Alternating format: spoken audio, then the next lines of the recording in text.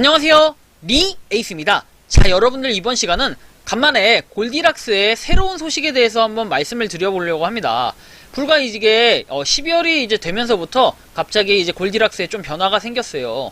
이 골디락스, 제가 이미 이 방을 나와가지고 모르겠지만 12월 1일에 공지가 있었습니다. 12월 2일부터는 이 방에서는 더 이상 이제 운영되지 않고 앞으로는 텔레그램이라는 이제 하나의 채널에서만 공식적으로 운영이 되니까 향후에는 텔레그램에 모여서 확인을 하라. 대충 요약하자면 이런 글이 있었고, 이 블루칩님이 운영하시던 이 방에서는 더 이상 여러분들이 안 계셔도 나오셔도 상관이 없습니다. 그리고 또 하나 말씀드리자면요, 골디락스에 대해서 여러분들 이런 부분이 있었어요. 사실 제일 걱정하시거나 욕 많이 하시거나 논란이 있으셨던 분들, 사실 저는 그래요. 이 블루칩님에 대해서는 뭐 사람이 어떻다 이거에 대해서 제가 감히 평가하거나 이럴 수 있는 부분은 전 없다고 생각을 합니다. 다만 이제 이런 건 있었어요. 많은 분들이 뭐 제가 골디락스 예전에 댓글을 써줄 이제 골디락스를 영상을 올렸을 때 이 카톡방에 대해서 문제가 있다, 너무 갑질을 한다, 뭐 이런 얘기 등등 여러 가지 그 댓글이 있긴 했는데, 사실은 그런 분들도 몇몇 분들은 조금은 이해가 가요. 몇몇 분들은. 왜냐면 처음 오시거나 잘 모르시는 분들이 듣기에는 살짝 거북한 부분이 있을 수는 있어요. 그래서 약간 운영상에 있어가지고 조금 저도 안타까운 부분이 없다고 하면 거짓말일 것 같아요. 사실 조금은 있었지만, 그렇다고 해가지고 반대로 어떤 분들은 이런 분들이 계셨어요. 골디락스 이거 뭐 이렇게 내가 뭘 올렸는데 강퇴당했다, 뭐 이러신 분들 좀 몇 분 계셨는데, 그런 분들 중에 저는 그래요. 몇몇 분들은 그거에 대해서 본인이 그 텔레그램 방이나 카톡방의 공지를 똑바로 읽어보지 못하고 강퇴를 당한 경우가 있었습니다. 그래서 이런 부분에 대해서는 사실은 본인들이 이 운영자분들한테 할 말은 없어요. 근데 이제 실제로 제가 한번 이제 어떤 사례인지 좀 말씀을 드리면요, 이런 부분이 있었어요. 약간 뭐 반말 섞는 그런 어투를 사용하지 말라고 했는데, 그런 어투를 계속해서 사용하면서 뭔가 약간 조롱식으로 해서 텔레그램 방에서 강퇴를 당하고 카톡방에서 뭔가 외양간을 찾는, 속일고 외양간 찾는 그런 격이 있었기 때문에 그런 분들은 강퇴를 당했는데 이제 탓을 합니다. 솔직히 근데 저는 이 부분에 대해서 강퇴를 당한 거는 여기 있는 그 관리자분들이 이런 부분에선 관리를 잘했다고 생각을 하지만, 대신에 그렇다고 해서 무조건 텔레그램에다만 뭐 얘기를 해야 된다 라든지 약간의 뭔가 제가 느끼기에도 좀 그런 부분이 있었던 거는 사실 틀리다고 할 수는 없다고 봐요. 저도 이제 어느 정도는 수긍을 하고 어느 정도 사실 안타까웠던 부분들이 있었다. 이 부분에 대해서는 방 운영의 평가를 뭐 이렇게 한다면 그런데, 그리고 이제 또 하나 말씀드리자면 어쨌든 간에 카톡방을 어떻게든 운영을 해주시고, 그래도 골디락스의 뭔가 프로젝트를 위해서 어쨌든 이바지 했던 이 블루칩님 외 뭐 다른 분들에게도 좀 고생 많으셨다고 좀 박수 한번 쳐드리고 싶어요. 저는 뭐 이렇게 생각을 합니다. 뭐 이분들이 어쨌든 간에 관리자고 운영자 뭐 이렇게 얘기를 하지만, 실질적으로 이분들이 뭐 재단의 정말 직원들이 아니기 때문에 이분들도 모르는 게 사실 생각보다 많이 있을 수 있어요. 그런데 제가 이 분들을 다 대변해서 얘기하자는 건 아니지만, 어쨌든 이 방에서는 더 이상 이제 안 있어도 되고, 대신에 이런 거예요. 뭐냐면은 실제로 뭐 이 방에서 나가면 에어드랍 보상을 다 회수하겠다, 자, 이런 부분이 사실은 있냐라고 했을 때 제가 공식적으로 재단에 확인을 한 바가 있거든요. 그래서 그 바를 이제 확인을 해보면은 실제로 그런 사실이 없다라고 제가 답변을 받았습니다. 근데 이 부분까지도 뭔가 뭐 이게 명예훼손이다 이렇게 얘기하진 않겠죠. 그렇다고 허위사실 유포라고 하진 않을 거예요. 이 부분은 개개인들이 사실관계를 다 알고 있기 때문에 저는 분명하게 말씀드리는 겁니다. 그래서 사실 뭐 비밀로 하자라고 얘기한 것도 없기 때문에 이 부분까지도. 근데 저는 좀 이런 부분을 좀 말씀드리고 싶고, 어쨌든 간에 12월부로 이게 종료가 됐기 때문에 사실 이 이후에 나오는 요 공지가 가장 중요했어요. 골디락스에서 올라온 공지고, 여기 보시면 근거래 혁신을 추구하는 골디락스다 해가지고, 골디락스 프로젝트는 프로젝트 홍보 및 커뮤니티를 위해 커뮤니티 매니저 외에 골디락스 엠베서더를 추가하기로 결정을 했다라고 얘기를 하고, 엠베서더는 골디락스 프로젝트의 대외적 이슈에 대한 커뮤니케이션을 담당할 것이며 골디락스 프로젝트를 알리는 것에 많은 도움을 줄 것이라고 얘기를 합니다. 근데 매니저 외에 엠베서더를 따로 뽑는다, 뭐 이 부분도 솔직히 조금은 뭐 이해가 어떻게 보면 가는데, 이해가 어떻게 보면 약간은 좀 안 가는 부분도 있고요. 왜냐면은 이제 사공이 많으면 배가 산으로 가기도 하고, 또 관리자라고 했을 때 그 관리의 권한을 어디까지 줄 것인지, 이런 부분들, 매니저에 대한 그런 부분들이 사실 안 나와 있어요. 홍보 및 커뮤니티를 위해 커뮤니티 매니저 외라고 적혀 있고, 그리고 이거에 대한 커뮤니케이션을 담당할 것이라고 나와 있는데 사실 누가 될지도 잘 모르겠어요. 하지만 뭐 기존의 매니저분들이 뭐 이걸 하실 수도 있고 그건 아무도 알 수가 없지만 아무튼 누가 하든 잘만 되면 다행이라고 생각합니다. 하지만 적어도 이 카톡방에서 사실관계에 제가 의해서 좀 말씀을 드리면은 댓글에 나온 것처럼 이전처럼 그런 골디락스에 대한 나쁜 감정들이 이 텔레그램방까지 번지지 않았으면 좋겠다라고 좀 말씀을 드리고 싶고, 그렇다고 해서 카톡방에 있던 관리자들이 운영을 굉장히 못했다 이렇게 평가하기도 조금 어려워요. 고생해서 열심히 항상 답변도 잘 해주다가 열받을 땐 한 번씩 뭐 짜증도 내고 뭐 이런 거 저도 인간으로서 전 이해합니다. 그리고 고생했다고 생각해요, 그분들한테도. 자, 그리고 어쨌든 끝까지 읽어보면 골디락스 엠베서더의 초기 선정은 골디락스 프로젝트 내에서 결정한다고 했어요. 그렇기 때문에 재단에서 결정한다는 이런 의미로 들려지고요.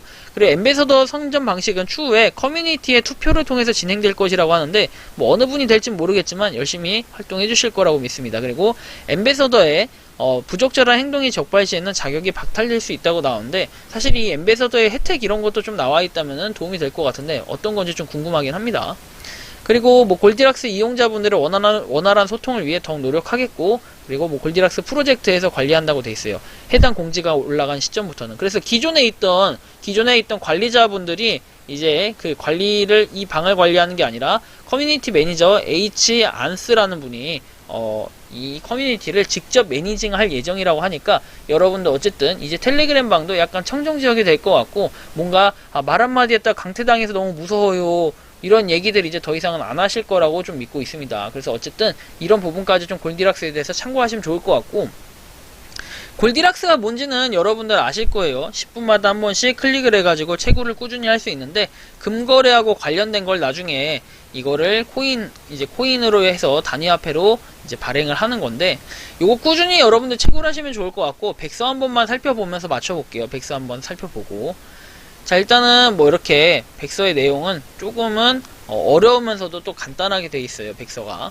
그래서 뭐 피어투피어 해가지고 P2P 금 거래 중개 플랫폼의 유틸리티 토큰이라고 했고, 금을 거래할 때 발생할 수 있는 잠재적 리스크를 줄이고 혁신적인 사용성을 제공하기 위해 고안된 애플리케이션들의 핵심 인센티브 요소이자 서비스 내 화폐로 사용이 되고, 이는 생태계 참여자들에게 동기부여 요인이 된다라고 얘기를 합니다. 그래서 1.0 해서 가치 저장 수단으로서의 금, 법정화폐는 종류가 다양하고 법정화폐보다 더 오랜 기간 인류의 가치 저장 수단으로 사용되었던 대표적인 자산을 뽑으라고 하면 단연코 금을 뽑을 것이다, 이렇게 해가지고 뭔가 시작을 합니다. 보통 백서에 비트코인에 대한 내용부터 넣어가지고 굉장히 형식적으로 얘기하는데, 골디락스 같은 경우에 백서에 금부터 얘기를 하면서 뭔가 금에 대한 보고서 이렇게 좀 괜찮게 얘기를 합니다. 제가 볼 때 괜찮은, 개인적으로 볼 때 괜찮은. 그래서 잠깐 뭘 보여드리면은, 여러분들 금값, 얼마 전에 제가 금에 대해서 뭔가 보여드리긴 했었죠. 금에 대해서 약간 발표를 했었잖아요, 이 당첨된 거. 지금 현재 기준으로 금이 하여튼 67,246 해가지고, 과거에 여러분들 데이터를 보면은 금이 점점 하여튼간에 오르고 있는 것을 볼 수 있습니다. 이렇게 봤을 때 3년으로 봐도 여러분들 어쨌든 쫙 올라가서 최대치를 찍었다가 다시 내려갔지만 살짝씩 올라가고 있는 이 모습을 볼 때는 향후 이 금값에 대해서, 그리고 골디락스는 이렇게 봤을 때는 이 가치가 상승할 수 있다, 이렇게 볼 수 있을 것 같고요. 하여튼 금을 보유하는데 여전히 지대한 영향을 미치는 부정적인 제도들이 남아있고, 가장 부정적인 요인은 막대한 세금, 그다음에 중개 집단의 과도한 수수료, 높은 신뢰도의 요구일 것이다 라고 나와 있어요. 그래서 문제에 대한 뭔가 인식, 이런 게 있는데, 자, 과도하게 높은 세금 및 수수료 해가지고 뭔가 이 수수료에 대한 내용이 나와 있고, 3년 이상 보유했다면 20%, 3년 미만일 경우에는 소득 분위에 따라 지불하게 된다.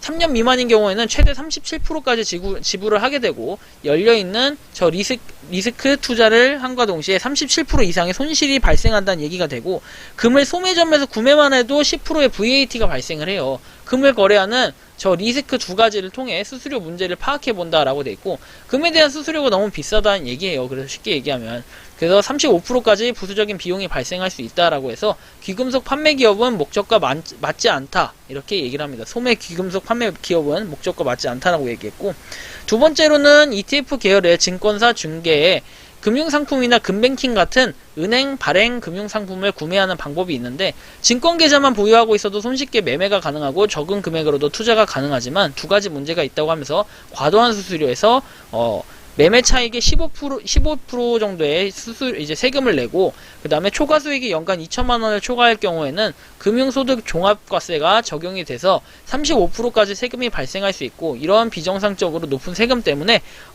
정부 예상 미신고 금 유통은 55%에서 70%가 정도 된다고 예상을 하고 있습니다. 그리고 금 거래를 위한 필요 신용도 해가지고 이 신용도에 대한 내용이 나와 있고, 그래서 이 신용의 제약들은 ETF를 통한 금의 거래를 가히 불가한 것처럼 보이게 되고, 해당 문제에 대한 시장 참여자에 대한 P2P 거래였다 해서 이제 P2P 거래를 뭔가 이 골디락스가 해낼 것으로 보여지고요. 그래서 이 방법들을 제외하면 안전자산에 투자라는 관점에서는 개인 간의 직접적인 거래가 선택지로 남고, 이걸 봤을 때는 BGT 해가지고 백드 골드 트레이드라고 명칭을 합니다. BGT. 그래서 P2P 거래를 의미하는 거고, BGT는 대한민국의 경우 금 유통의 55에서 70%를 차지할 만큼 빈번히 일어나는 거래고, 금 거래가 BGT로 왜 이루어지냐면 과도한 과세와 금융시장 내 높은 신용의 요구가 개인 투자자들을 BGT로 거래하도록 장려를 하고 있고, 35%가 수수료가 발생되는 상황이 빈번히 있을 때 이 35%가 상승해야만 법정화폐 가치와 동일하다고 인정을 받기 때문에 금 투자가 사실상 많이 오른다고 해도 이 세금을 떼는 것, 요런 리스크, 이런 리스크라기보다는 어떻게 보면 리스크예요. 35%의 세금을 떼니까 35%만큼 올라야 본전 이상은 건질 수 있다, 이런 내용인 거죠. 그리고 P2P 개인 거래 리스크라고 한다면은 불확실한 금의 출처, 이렇게 돼 있어요. 금, 작물이라고 불리우는 금들이 존재하고 있고, 금들을 구매하게 될 수도 있고, 작물의 경우 국가의 경우마다 크고 작은 차이가 있지만 도난당한 피해자들에게 돌려주는 것을 원칙으로 하는 국가도 적지 않다라고 돼 있고, 품질 저하, 금의 품질 저하라고 나오는데 타 금들을 녹여서 재가공해서 만드는 재생금이 존재하는데, 이 재생금을 구매하게 되면 표기된 순도와 다른 금을 구매해야만 상황이 발생할 수 있고, 단순히 무게를 측정하는 경우에도 약속된 방식에 대해 규격화된 저울을 사용해야 하며, 그럼에도 불구하고 순도에 차이가 존재할 수 있다라고 얘기를 합니다.